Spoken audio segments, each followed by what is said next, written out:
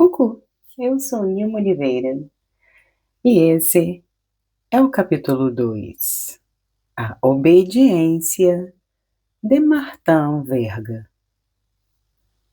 Antes de entrarmos no capítulo, eu gostaria de ressaltar que, como Victor Hugo inventou um convento, ele também inventou uma ordem.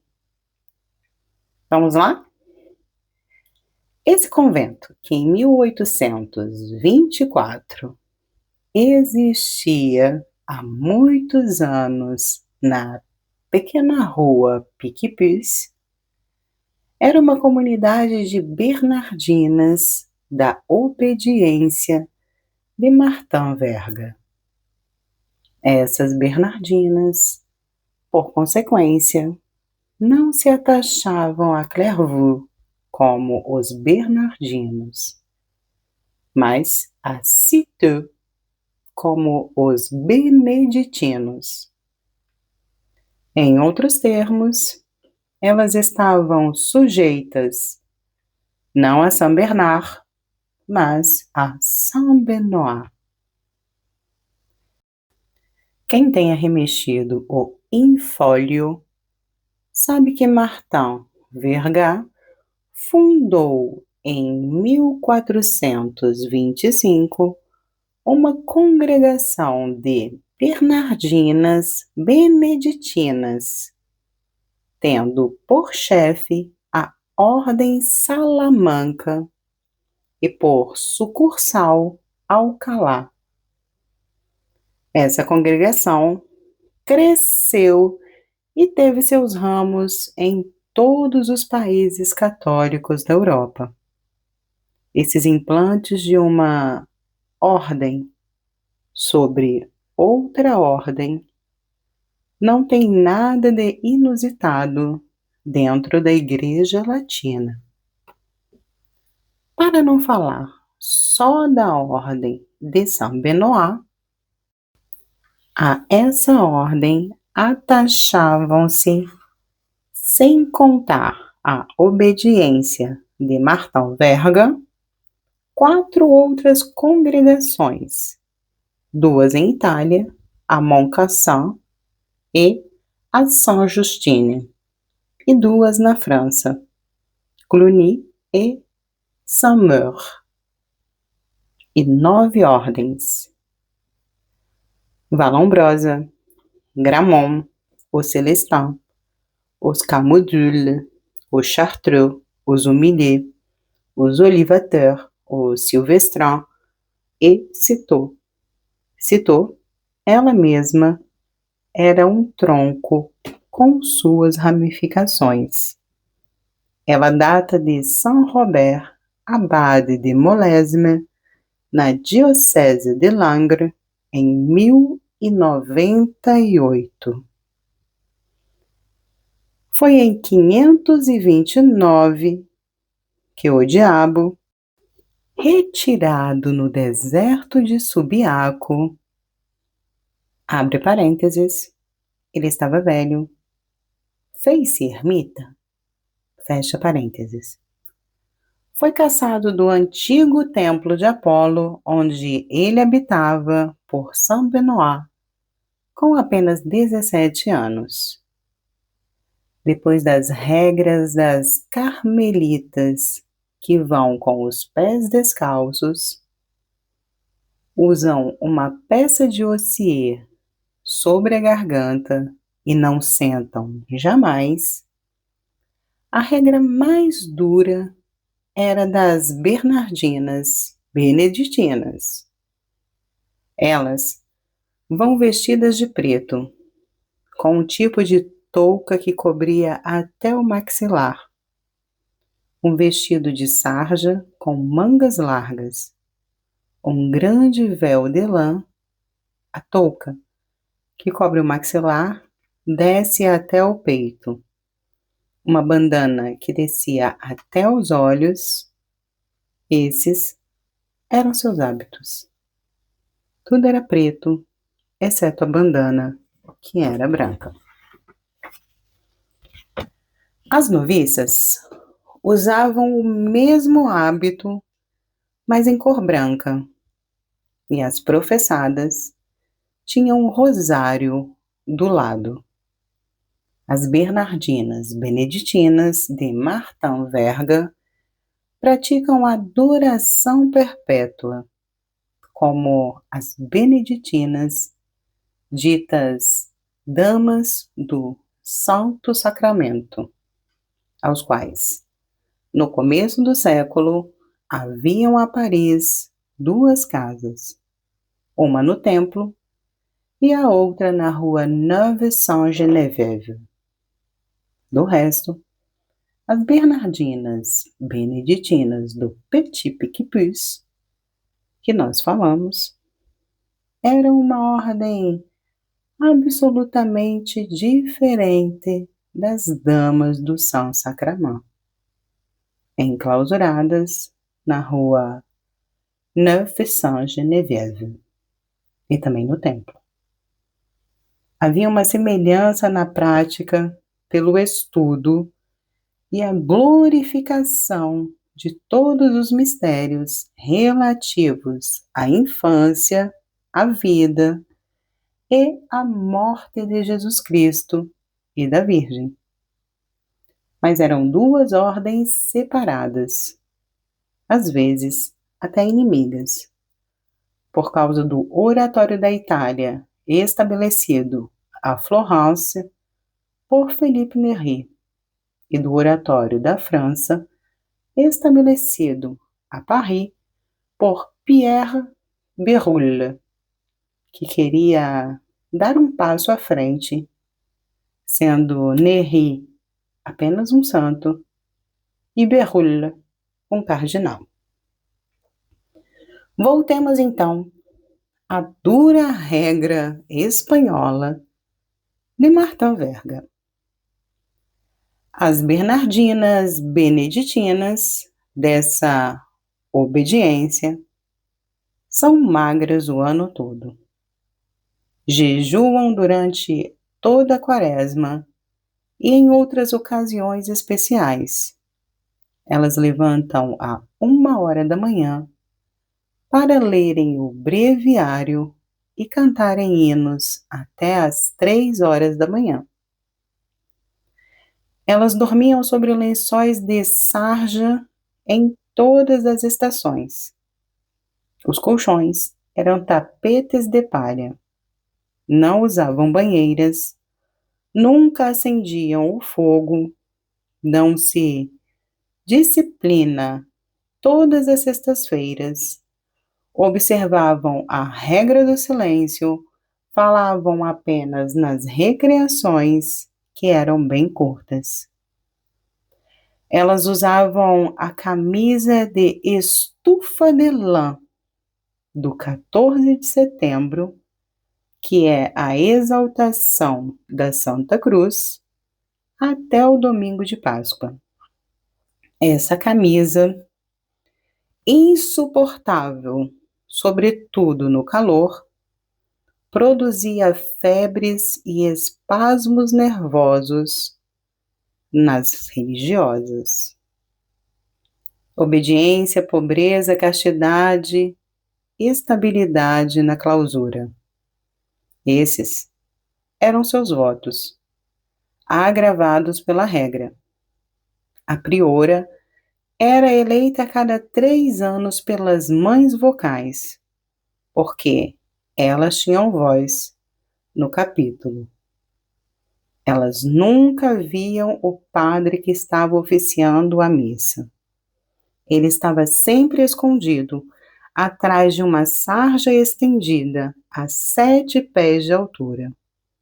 Durante o sermão, elas abaixavam o véu sobre o rosto, elas falavam baixo e andavam olhando para o chão com a cabeça inclinada.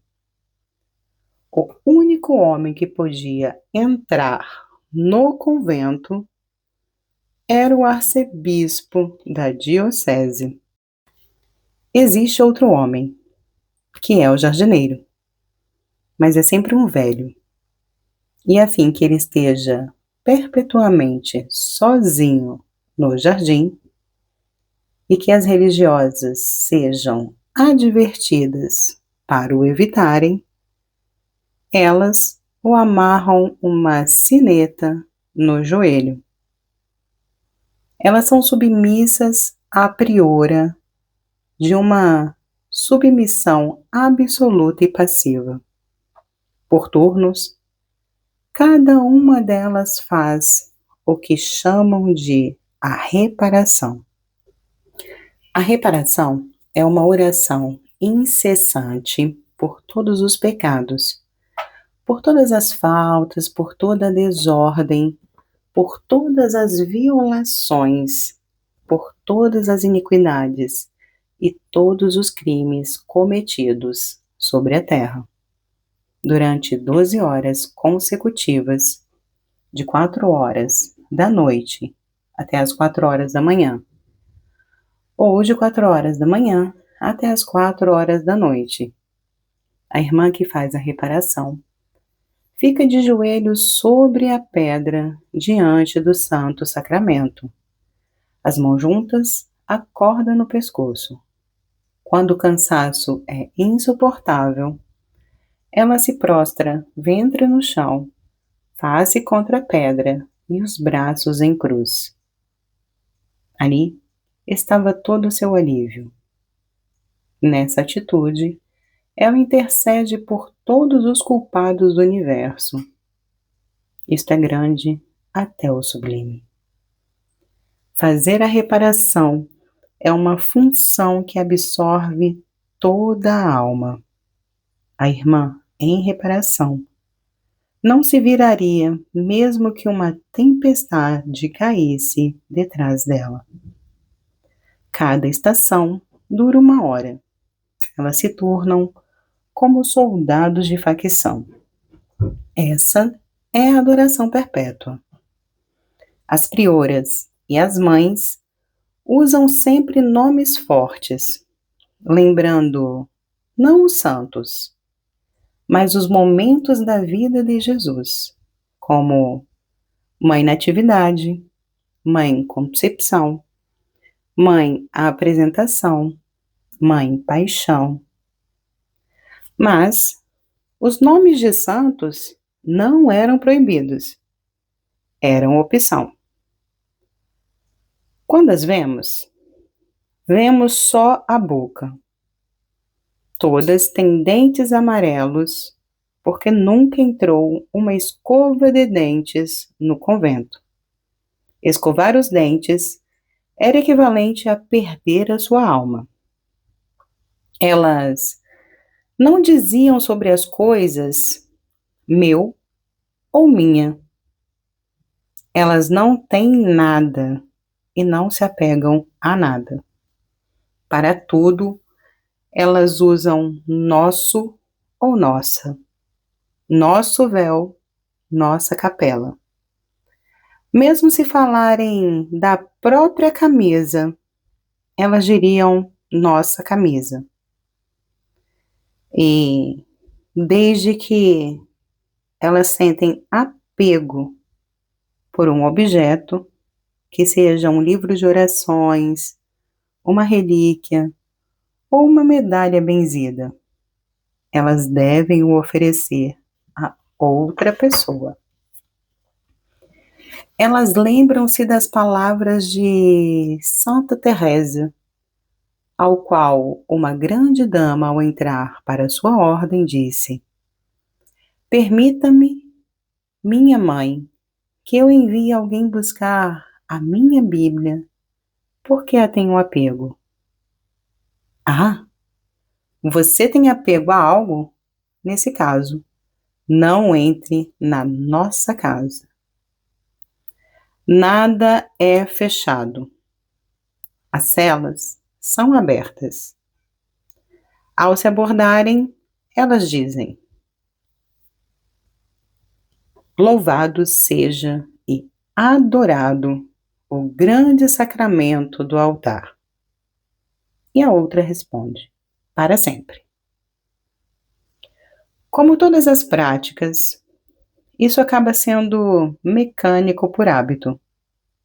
E às vezes uma dizia para sempre e a outra nem tinha tido tempo de terminar a sua longa frase.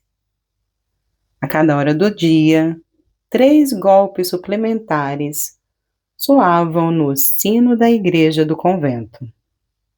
A esse sinal, todas interrompiam o que falavam, o que faziam e o que pensavam. E todas diziam ao mesmo momento. Por exemplo, são 5 horas. Às 5 horas e em todas as horas, louvado seja e adorado o grande sacramento do altar. Esse costume tem por finalidade cortar o pensamento e o levar de volta para Deus. E existe em várias comunidades. As beneditinas bernardinas de Martin Verga, enclausuradas há 50 anos no Petit Picpus, cantavam com voz grave em plenos pulmões. Mas, para o ofício dos mortos, elas usavam um tom tão baixo que era raro em vozes femininas descerem tanto. As do Petit Picpus haviam construído um cofre sob o altar para ser a sepultura de sua comunidade. Mas o governo, como elas dizem, não permitiu que esse cofre recebesse os caixões. Veja bem que absurdo. Então, elas saem do convento quando estão mortas. E isso as afligia e as consternavam como uma infração.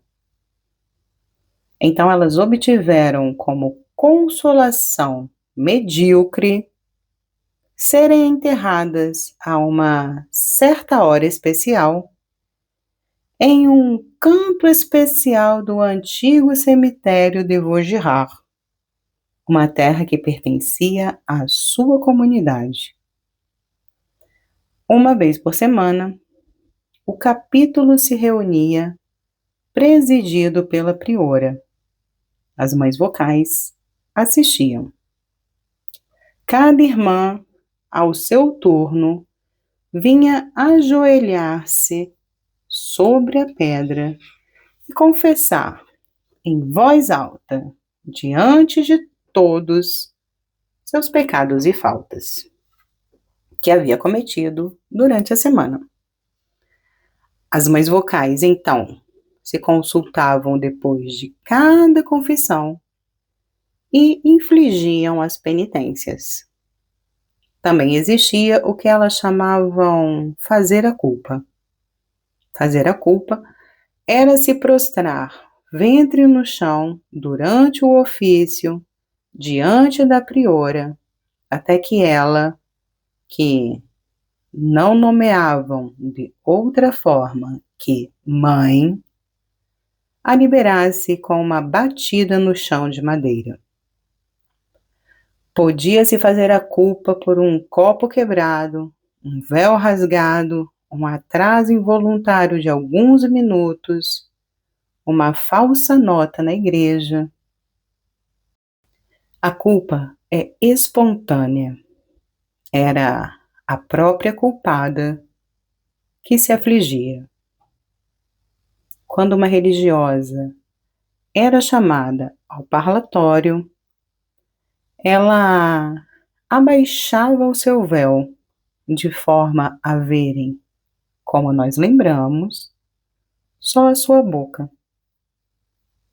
Só a priora era autorizada a falar com estranhos.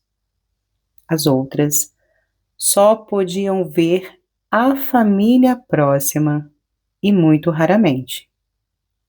Se por acaso uma pessoa de fora apresentar-se para ver uma religiosa que conheceu ou amou no mundo, era necessário toda uma negociação.